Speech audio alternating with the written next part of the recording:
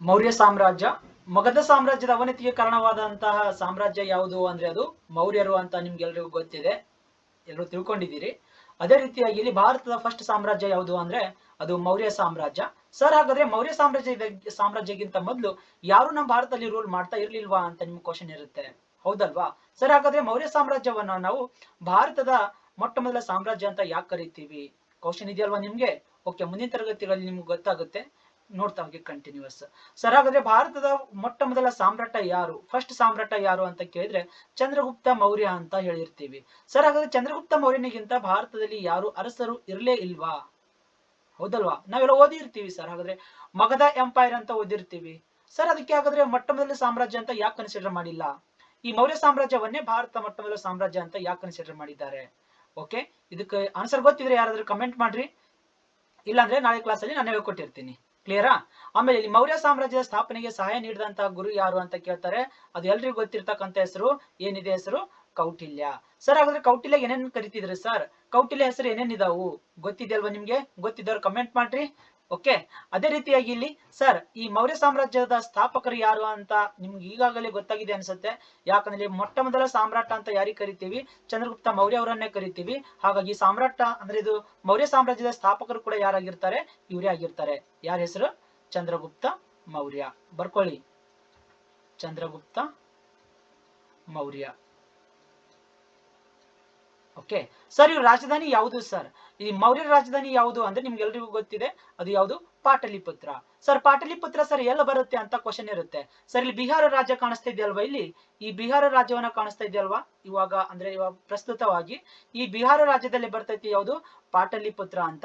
ಇವಾಗ ಸರ್ ಅದು ಪಾಟಲಿಪುತ್ರದ ಹೆಸರು ಏನು ಸರ್ ಅಂತ ನಿಮಗೆ ಗೊತ್ತಿರ್ಲಿ.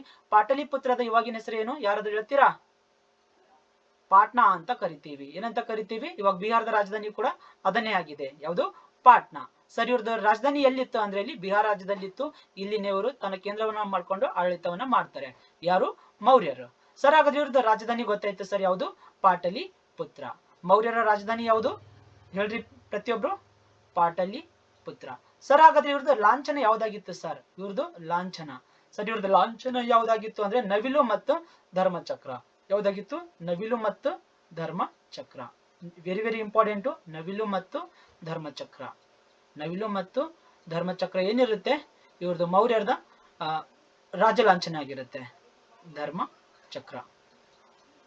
ಓಕೆ, ಆಮೇಲೆ ಇಲ್ಲಿ ನಿಮ್ಗೆಲ್ರಿಗೂ ಗೊತ್ತಾಗ್ತಾ ಇರತಕ್ಕಂಥ ಹೆಸರು ಇನ್ನೊಂದು ಯಾವ್ದು ಅಂದ್ರೆ ಸರ್ ಈ ಮೌರ್ಯ ಸಾಮ್ರಾಜ್ಯದ ಪ್ರಸಿದ್ಧ ದೊರೆ ಯಾರು ಸರ್? ಪ್ರಸಿದ್ಧ ದೊರೆ ಅಂದ್ರೆ ಗೊತ್ತಲ್ವಾ? ಫೇಮಸ್ ರೂಲರ್ ಅಂತ ಕರೀತಾರೆ. ಇಂಗ್ಲಿಷ್ ಅಲ್ಲಿ ಏನಂತ ಕರೀತಾರೆ?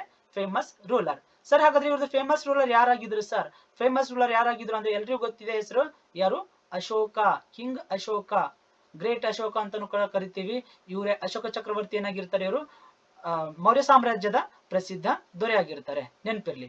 ಆಮೇಲೆ ಸರ್ ಈ ಕುರುಡು ದೊರೆ ಅಂತಾನು ಕೂಡ ಕರೀತಾರೆ ಇಲ್ಲಿ. ಅಂದ್ರೆ ಇಲ್ಲಿ ಒಬ್ಬರು ದೊರೆ ಏನಿರ್ತಾರೆ ಅಂದ್ರೆ ಒಬ್ಬ ರಾಜ ಏನಿರ್ತಾರೆ, ಕುರುಡು ಇರ್ತಾರೆ ಸರ್. ಹಾಗಾದ್ರೆ ಅವ್ರ ಹೆಸರು ಏನು ಸರ್? ಅವ್ರ ಹೆಸರು ಕುಣಾಲ ಅಂತ ಇರುತ್ತೆ. ಏನಿರುತ್ತೆ ಅವ್ರ ಹೆಸರು? ಕುಣಾಲ, ನೆನ್ಪಿಟ್ಕೊಳ್ಳಿ. ಆಮೇಲೆ ಇಲ್ಲಿ ಅವ್ರದ್ದು ಸರ್ ಮೌರ್ಯ ಸಾಮ್ರಾಜ್ಯದ ಕೊನೆಯ ದೊರೆ ಯಾರು ಸರ್? ಮೌರ್ಯರ ಕೊನೆಯ ದೊರೆ ಯಾರು ಅಂತ ನಿಮ್ಗೆಲ್ಲಾ ಗೊತ್ತಿದೆ. ಏನಪ್ಪಾ ಹೆಸರು? Very important. ಏನ್ ಹೆಸರು? ಬೃಹದ್ರಥ. ವೆರಿ ವೆರಿ ಇಂಪಾರ್ಟೆಂಟ್, ನೆನ್ಪಿಟ್ಕೊಳ್ಳಿ ಇದು ಬೃಹದ್ರಥ. ಏನಿರ್ತಾರೆ? ಮೌರ್ಯ ಸಾಮ್ರಾಜ್ಯದ ಕೊನೆಯ ಅರಸ ಅಂತ ನಾವು ಕರೆದಿರ್ತೀವಿ. ನಾವು ಈಗ ಮೌರ್ಯ ಮನೆತನದ ರಾಜರ ಬಗ್ಗೆ ಇಲ್ಲಿ ಕೆಲವೊಂದು ಬೇಸಿಕ್ ಆಗಿ ಮಾಹಿತಿಯನ್ನ ತಿಳ್ಕೊಳ್ಳೋಣ, ಆಮೇಲೆ ಡಿಟೇಲ್ ಆಗಿ ಓದೋಣ. ಇಲ್ಲಿ ಸರ್ ಮೌರ್ಯ ಮನೆತನದ ರಾಜರು ಅಂದ್ರೆ ಯಾರು ಬರ್ತಾರೆ ಸರ್? ಮೊಟ್ಟ ಮೊದಲು ಭಾರತ ಸಾಮ್ರಾಟ ಯಾರು? ಚಂದ್ರಗುಪ್ತ ಮೌರ್ಯ. ಯಾರಿರೋದು? ಚಂದ್ರಗುಪ್ತ ಮೌರ್ಯ. ಈ ಚಂದ್ರಗುಪ್ತ ಮೌರ್ಯ ಅವರಿಗೆ ಏನಂತ ಕರೀತಾರೆ? ಭಾರತದ ಮೊಟ್ಟ ಮೊದಲ ಸಾಮ್ರಾಟ ಅಂತ ಕರೀತಾರೆ. ಅದೇ ರೀತಿಯಾಗಿ ಮೌರ್ಯ ಸಾಮ್ರಾಜ್ಯದ ಸ್ಥಾಪಕರು ಕೂಡ ಇವರೇ ಆಗಿರ್ತಾರೆ. ಸರ್ ಇವ್ರಾದ್ಮೇಲೆ ಯಾರು ಬರ್ತಾರೆ ಸರ್? ಚಂದ್ರಗುಪ್ತ ಆದ್ಮೇಲೆ ಸರ್ ಇವ್ರ ಮಗ ಬರ್ತಾರೆ. ಅವ್ರ ಹೆಸರು ಏನು? ಬಿಂದುಸಾರ ಅಂತ ಬರ್ತಾರೆ. ಯಾರು? ಬಿಂದುಸಾರ. ಯಾರು ಬರ್ತಾರೆ? ಬಿಂದುಸಾರ. ಸರಿ, ಬಿಂದುಸಾರ ಆದ್ಮೇಲೆ ಯಾರು ಸರ್ ಬರ್ತಾರೆ? ಇವ್ರ ಮಗ ಬರ್ತಾನೆ. ಅವ್ರ ಹೆಸರೇನು? ಅಶೋಕ. ವೆರಿ ವೆರಿ ಇಂಪಾರ್ಟೆಂಟ್ ಹೆಸರು. ಯಾರು ಬರ್ತಾರೆ? ಅಶೋಕ. ಸರ್ ಅಶೋಕ ಆದ್ಮೇಲೆ ಯಾರು ಬರ್ತಾರೆ ಸರ್? ಅಶೋಕ ಆದ್ಮೇಲೆ ಕುಣಾಲ ಬರ್ತಾನೆ. ಯಾರು ಬರ್ತಾರೆ ಇಲ್ಲಿ? ಕುಣಾಲ. ಇವ್ರಿಗೇನೆ ನಾವು ಏನಂತ ಕರಿತೀವಿ? ಕುರುಡು ದೊರೆ ಅಂತಾನು ಕೂಡ ಕರೆದಿದ್ವಿ. ಸರ್ ಕುಣಾಲ ಆದ್ಮೇಲೆ ಯಾರು ಬರ್ತಾರೆ ಸರ್? ಕುಣಾಲ ಆದ್ಮೇಲೆ ಯಾರು ಬರ್ತಾರು ಅಂದ್ರೆ ನಮ್ಗೆಲ್ರಿಗೂ ಗೊತ್ತಿದೆ, ಯಾರು? ದಶರಥ. ಯಾರು ಬರ್ತಾರೆ? ದಶರಥ. ಸರ್ ಈ ದಶರಥ ಆದ್ಮೇಲೆ ಯಾರು ಬರ್ತಾರೆ ಸರ್? ದಶರಥ ಆದ್ಮೇಲೆ ಯಾರು ಬರ್ತಾರ ಅಂದ್ರೆ ಸಂಪ್ರತಿ. ಸರ್ ಸಂಪ್ರತಿ ಆದ್ಮೇಲೆ ಯಾರು ಬರ್ತಾರೆ ಸರ್? ಸಂಪ್ರತಿ ಆದ್ಮೇಲೆ ಲಾಸ್ಟ್ ದೊರೆ ಯಾರು? ಇವ್ರ ಹೆಸರೇನು? ಬೃಹದ್ರಥ. ಯಾರು ಬರ್ತಾರೆ? ಲಾಸ್ಟ್ ದೊರೆ ಬೃಹದ್ರಥ. ಸರ್ ಈ ಬೃಹದ್ರಥರನ್ನ ಏನಂತ ಕರೀತಾರೆ ಹೇಳ್ತೀರಾ? ಬೃಹದ್ರಥರನ್ನ ಮೌರ್ಯ ಸಾಮ್ರಾಜ್ಯದ ಕೊನೆಯ ರೂಲರ್ ಅಂತ ಕರೀತಾರೆ. ಈ ಬೃಹದ್ರಥರನ್ನ ಯಾರು ಸೋಲಿಸ್ತಾರೆ? ವರ್ಸಸ್ ಇವ್ರದೇ ಮಂತ್ರಿ ಆಗಿರ್ತಾರೆ. ಅವ್ರ ಹೆಸರೇನು? ಪುಷ್ಯಮಿತ್ರ ಶುಂಗ. ಯಾರು ಇವ್ರ ಮಂತ್ರಿ ಹೆಸರೇನು? ಪುಷ್ಯಮಿತ್ರ ಶುಂಗ. ಪುಷ್ಯಮಿತ್ರ ಶುಂಗ. ಸರಿ, ಪುಷ್ಯಮಿತ್ರ ಶುಂಗ ಏನ್ ಮಾಡ್ತಾರ ಅಂದ್ರೆ ಇಲ್ಲಿ ಇವರನ್ನ ಸೋಲಿಸಿ ಇಲ್ಲಿ ಏನ್ ಮಾಡ್ತಾರೆ? ಶುಂಗ ಡೈನಸ್ಟಿಯನ್ನ ಸ್ಥಾಪನೆ ಮಾಡ್ತಾರೆ. ನಿಮ್ಗೆಲ್ಲ ಗೊತ್ತಾಗುತ್ತೆ. ಹಾಗಾದ್ರೆ ಇಲ್ಲಿ ಯಾರು ಬರ್ತಾರೆ ನೆಕ್ಸ್ಟ್? ಮೌರ್ಯರಾದ್ಮೇಲೆ ಇಲ್ಲಿ ಶುಂಗರು. ಯಾವ ಭಾಗದಲ್ಲಿ ಸರ್? ಇದು ಪಾಟಲಿಪುತ್ರ ಭಾಗದಲ್ಲಿ, ಬಿಹಾರ್ ಭಾಗದಲ್ಲಿ ಇವರೇನೇ ರೂಲ್ ಮಾಡ್ತಿರ್ತಾರೆ. ಇದು ಬೇಸಿಕ್ ಆಗಿ ಮಾಹಿತಿ ಗೊತ್ತಾಗಿದೆ ಅಂತ ಅನ್ಕೊಂಡಿದ್ದೀನಿ. ಇವಾಗ ಏನ್ ಮಾಡೋಣ ಅಂದ್ರೆ ಒಂದ್ ಸ್ವಲ್ಪ ಮಾಹಿತಿಯನ್ನ ಇವ್ರ ಬಗ್ಗೆನೂ ಕೂಡ ನಾವು ತಿಳ್ಕೊಳ್ಳೋಣ. ಇಲ್ಲಿ ಸರ್ ಇಲ್ಲಿ ನೋಡಿ, ಇವಾಗ ನಾವು ಏನೇನು ಓದಿದ್ವಿ ಅಂತ ಒಂದ್ಸರಿ ಇದನ್ನ ರಿವಿಷನ್ ಮಾಡ್ಕೊಳ್ಳೋಣ. ಸರ್ ಭಾರತ ಮೊಟ್ಟ ಮೊದಲ ಸಾಮ್ರಾಜ್ಯ ಯಾವುದು ಸರ್? ಇದು ಮೌರ್ಯ ಸಾಮ್ರಾಜ್ಯ. ಈ ಮೌರ್ಯ ಸಾಮ್ರಾಜ್ಯಕ್ಕಿಂತ ಮೊದಲು ಯಾರು ಆಳ್ವಿಕೆ ಮಾಡ್ತಿದ್ರು? ಮಗಧ ಸಾಮ್ರಾಜ್ಯವನ್ನ ಆಳ್ವಿಕೆ ಮಾಡ್ತಿದ್ರು. ಈ ಮಗಧ ರಾಜ್ಯವನ್ನ ಸೋಲಿಸಿ ಮೌರ್ಯ ಸಾಮ್ರಾಜ್ಯವನ್ನ ಸ್ಥಾಪನೆ ಮಾಡ್ತಾರೆ. ಹಾಗಾದ್ರೂ ಸರ್ ನಾವು ಈ ಮೌರ್ಯ ಸಾಮ್ರಾಜ್ಯವನ್ನೇ ಭಾರತದ ಮೊಟ್ಟ ಮೊದಲ ಸಾಮ್ರಾಜ್ಯ ಅಂತ ಕರಿತೀವಿ ಅಂತ ಹೇಳಿದ್ವಿ, ಮಗಧ ಸಾಮ್ರಾಜ್ಯವನ್ನ ಕರೆಯುವುದಿಲ್ಲ. ಯಾಕೆ ಕರೆಯುವುದಿಲ್ಲ ಅಂತ ನಿಮ್ಗೆ ಕ್ವಶನ್ ಕೇಳಿದೆ, ಆನ್ಸರ್ ಇದ್ದವರು ಕಮೆಂಟ್ ಮಾಡ್ರಿ. ಅದೇ ರೀತಿಯಾಗಿ ಇಲ್ಲಿ ಭಾರತ ಮೊಟ್ಟ ಮೊದಲ ಸಾಮ್ರಾಟ ಸರ್, ಮೊದಲ ಸಾಮ್ರಾಜ್ಯ ಯಾರಾಗಿರ್ತಾರೋ ಅವ್ರದ್ದು ಮೊಟ್ಟ ಮೊದಲು ಬರ್ತಾರಲ್ವಾ ರಾಜ, ಅವರೇ ಏನಾಗಿರ್ತಾರೆ? ಅವರೇ ಭಾರತದ ಮೊಟ್ಟ ಮೊದಲ ಸಾಮ್ರಾಟನು ಕೂಡ ಆಗಿರ್ತಾರೆ. ಅದು ಯಾರು? ಚಂದ್ರಗುಪ್ತ ಮೌರ್ಯ. ನಿಮ್ಗೆಲ್ರಿಗೂ ಗೊತ್ತಿದೆ. ಹಾಗಾಗಿ ಸರ್ ಮೌರ್ಯ ಸಾಮ್ರಾಜ್ಯದ ಸ್ಥಾಪನೆಗೆ ಸಹಕಾರವನ್ನು ನೀಡಿದಂತ ಗುರು ಯಾರು ಅಂತ ಗೊತ್ತಿದೆ. ಯಾರು? ಕೌಟಿಲ್ಯ. ಅದೇ ರೀತಿಯಾಗಿ ಸರ್ ಮೌರ್ಯ ಸಾಮ್ರಾಜ್ಯದ ಸ್ಥಾಪಕರು ಯಾರು? ಸ್ಥಾಪಕರು ಚಂದ್ರಗುಪ್ತ ಮೌರ್ಯ. ಇವ್ರ ರಾಜಧಾನಿ ಯಾವ್ದಾಗಿತ್ತು? ಪಾಟಲಿಪುತ್ರ ಆಗಿತ್ತು. ಪ್ರೆಸೆಂಟ್ ಅಲ್ಲಿ ಇರೋದು ಸರ್, ಇದು ಬಿಹಾರ್ ಸ್ಟೇಟ್ ಅಲ್ಲಿ ಇರೋದು. ನಿಮ್ಗೆಲ್ಲ ಗೊತ್ತಲ್ವಾ ನಿತೀಶ್ ಕುಮಾರ್. ಓಕೆ ಇಲ್ಲಿ ಮುಖ್ಯಮಂತ್ರಿ ಇರೋದು ಪ್ರೆಸೆಂಟ್. ಓಕೆ, ಇದು ಸರ್ ಎಲ್ಲಿರೋದು? ಪಾಟಲಿಪುತ್ರ, ಬಿಹಾರ್ ರಾಜ್ಯದಲ್ಲಿ ಇರೋದು ಸರ್. ಈ ಬಿಹಾರ್ ಸರ್ ಇದು ಪಾಟಲಿಪುತ್ರ ಸರ್ ಇವಾಗಿನ ಹೆಸರು ಏನು ಅಂದ್ರೆ ಪಾಟ್ನಾ ಅಂತ ನೋಡ್ಕೊಂಡಿದ್ವಿ, ಹೌದಲ್ವಾ ಸರ್? ಇದ್ರದ್ದು ರಾಜ್ಯ ಲಾಂಛನ ಯಾವುದು ಸರ್? ಇವ್ರದ್ದು ರಾಜ್ಯ ಲಾಂಛನ ಯಾವುದು? ನವಿಲು ಮತ್ತು ಧರ್ಮಚಕ್ರ ಆಗಿತ್ತು. ಆಮೇಲೆ ಸರ್ ಇವ್ರದ್ದು ಪ್ರಸಿದ್ಧ ದೊರೆ ಯಾರು? ಗ್ರೇಟ್ ಅಶೋಕ ಅಂತ ಗೊತ್ತಿದೆ ನಿಮ್ಗೆಲ್ರಿಗೂ. ಕಳಿಂಗ ಯುದ್ಧ ನೆನಪಾಗ್ಬೇಕು ಕಂಪಲ್ಸರಿ. ಓಕೆ, ಹೇಳ್ಕೊಟ್ಟಿರ್ತೀನಿ ಡೀಟೇಲ್ ಆಗಿದ್ರ ಬಗ್ಗೆ ಮಾಹಿತಿ, ಏನು ತಲೆ ಕೆಡಿಸ್ಕೊಳ್ಳಿಕ್ ಹೋಗಬೇಡಿ. ಆಮೇಲೆ ಸರ್ ಇಲ್ಲಿ ನಾವು ಇವ್ರು ಸರ್ ಇಲ್ಲಿ ಮೌರ್ಯ ಸಾಮ್ರಾಜ್ಯದಲ್ಲಿ ಒಬ್ರು ಕುರುಡು ದೊರೆಯನ್ನು ಕೂಡ ಇರ್ತಾರೆ. ಅವ್ರ ಹೆಸರೇನು? ಕುಣಾಲ ಅಂತ ಇರೋದು.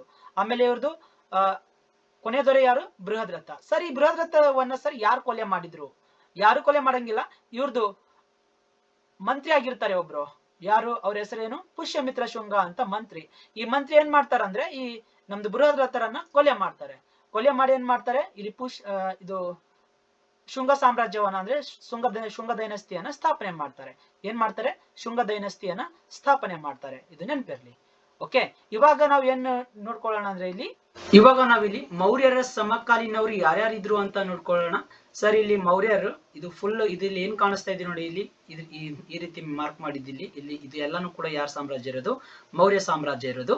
ಇಲ್ಲಿ ಸರ್ ಇವ್ರ ರಾಜಧಾನಿ ಎಲ್ಲಿ ಬರುತ್ತೆ? ಇಲ್ಲಿ ಬರುತ್ತೆ. ಇಲ್ಲಿ ಪಾಟಲಿಪುತ್ರ ಅಂತ ಬರುತ್ತೆ. ಎಲ್ಲಿ ಅಂದ್ರೆ ಬಿಹಾರ್ ಅಲ್ಲಿ ಬರುತ್ತೆ.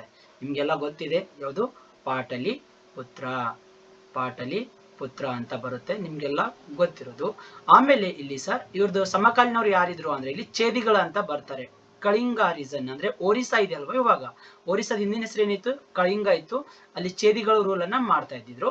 ಆಮೇಲೆ ಸರ್ ಇಲ್ಲಿ ನಮ್ದು ಸತ್ಯಪುತ್ರರು ಅಂತ ಬರ್ತಾರೆ ಇಲ್ಲಿ. ಆಮೇಲೆ ಇಲ್ಲಿ ನೀವು ನೋಡ್ತಾ ಇದ್ದೀರಿ ಚೇರರು ಅಂತ ಬರ್ತಾರೆ.